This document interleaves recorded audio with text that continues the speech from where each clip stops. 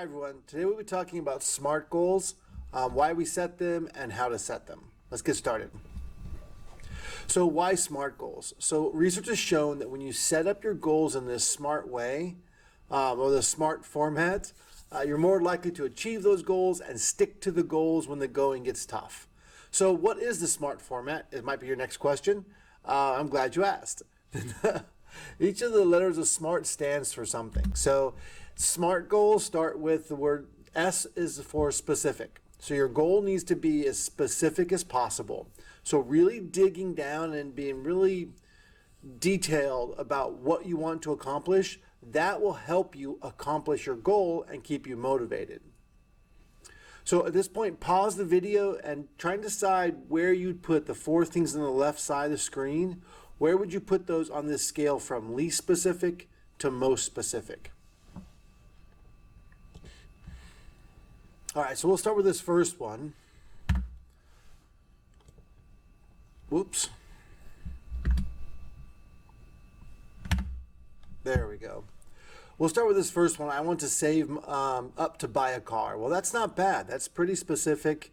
We would know what you want to buy. You want to buy a car. And this next one, I want to save 25. Oh, now we know the amount of money we want to save up. So that's more specific. So we'll throw that one way over there. I want to save money. That's a good goal to have, but it's not very specific. And I want to save $1,500. That's a little more specific. These two are kind of overlapping here in the middle, the car and the amount of money. By combining the what you want and the how much you want to go for is really motivating. You see where you can get to at the end.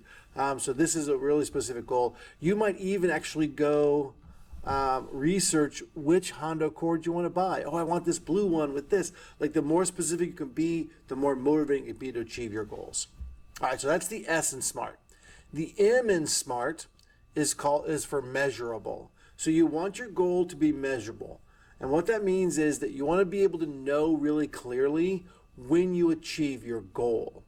So you might, and then for two reasons. One is that way you know when you're done, and also you know there's like a threat of failing at something because you know if you don't make it. So both those sides are important. So an example of this might be, I might say, well, I have a goal to be a better person. It's really hard to know how you're going to measure a better person. So unless you define that, it's going to be easy at the end to either say you achieved it or didn't achieve it. It won't be clear. And an unclear goal, it's not very motivating. All right, at this point, I want you to think about how you would move these four things around the screen here, which you would put as most to least measurable. You can pause the video and do that for a second. All right, so we're back. Let's see. I want to track my spending at the end of each month. Well, at the end of the month, I'm going to know whether I've tracked it or not. I'm not sure what tracking means. If that just means glancing at my phone sometimes, or creating a spreadsheet, or what that means. I want to make my community a better place. Well, I don't know what that means. Does that mean that I'm going to just pick up trash every once in a while? Does that mean I'm going to volunteer at a food shelter? I'm going to throw those kind of in the middle for now. Let's see what we get the rest of them. I want to donate $20 a month to ASPCA. All right, so at the end of the month, I'll know for sure if I donated 20. Either I did 18 or 22 or 20, or so that one feels very measurable. Like I'll know for sure if I did it. I want to save up for a mountain bike. Again, this is like a middle ground one. I don't know how much I want to save up. So this is hard to measure. So I'm going to put these three kind of in this middle. Maybe this one's the least measurable because I don't know at all what that means. And these two are kind of in the middle-ish. And then here I would say is the most measurable. All right, so that's the M. Let's go ahead and head over to the, and as you can see, these don't have clear answers. I just want you to think about measurability in terms of those four things. All right, the A is achievable. So our goals need to be realistic, but a stretch. What we find as well is that if their goal is too easy, people think, oh, I'll set an easy goal so I can achieve it. Well, you end up putting that goal off and not working hard at it because you're like, oh, I can do it later. I can do it later. And you end up never doing it. So goals should be realistic, but they should also be hard to achieve. All right, now I want you to think about these three things in terms of where they would fall on board. Least achievable to most achievable. Pause the video, think through that, and then come back when you're ready. All right, so this first one, I want to earn $10,000 mowing grass this summer. That's a great goal, except $10,000 mowing grass in the summer, that seems like impossible. You have to mow grass constantly to be able to get anywhere near that number.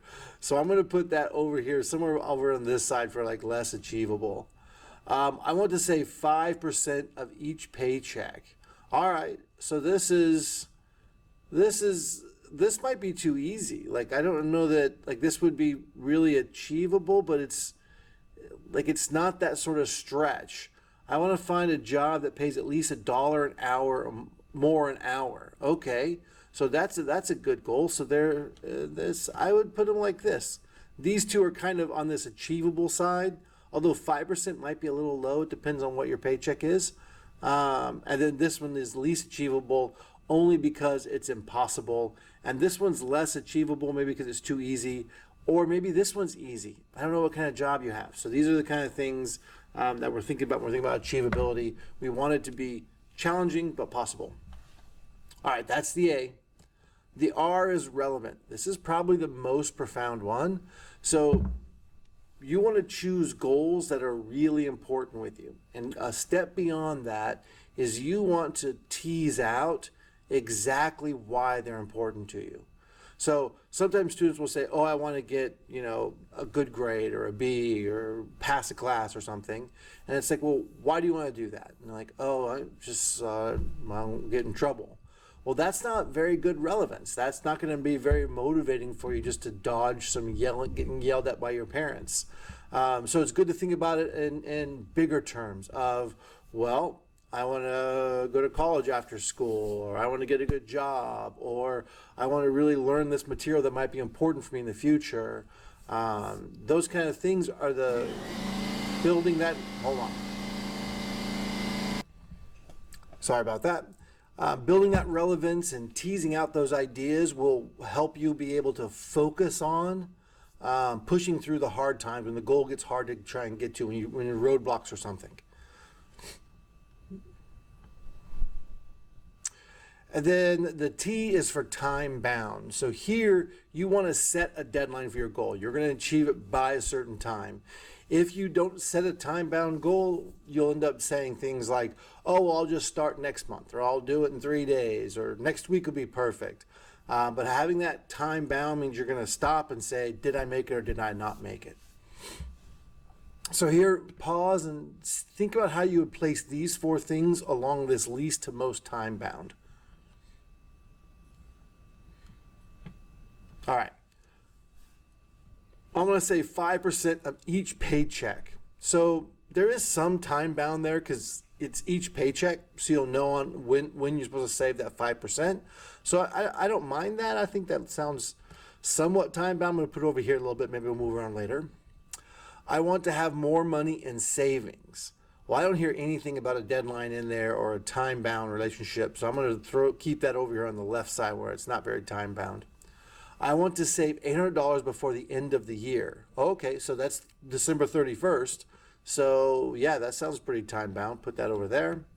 I will stop looking for a job that pays more. So this one kind of implies that I'm going to start now, but that's the starting time, not an ending time. So this might be stronger to say, when you're going to try and find a job by. So I'm going to put that one here because there's a little bit there about time, but not much. And I think I would leave them kind of in this order with maybe these two sort of tightish up here at the top. All right. And that's it. That's SMART. So specific, measurable, achievable, relevant, and time bound. If you make your goals have those 5 categories, and those strong 5 categories, you are more likely to achieve that goal. All right. Thank you, my friends. Have a good day.